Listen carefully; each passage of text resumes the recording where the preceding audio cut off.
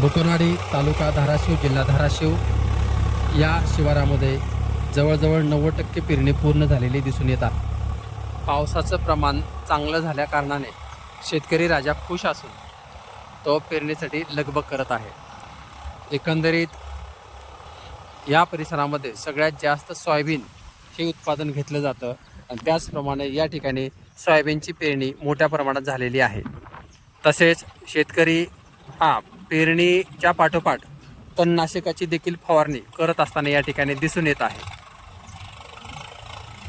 सध्या मार्केटला सोयाबीनचा भाव जरी कमी जास्त होत असला तरी शेतकऱ्यांची पसंती ही जास्तीत जास्त सोयाबीन पिकाकडे आहे।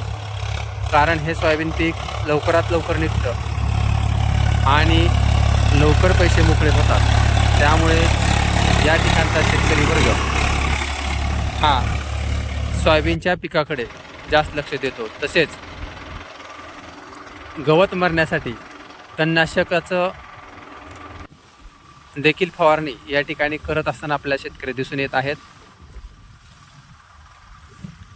या तणनाशकामुळे पेरणी पाठोपाठ हे तणनाशक फवारलं जातं।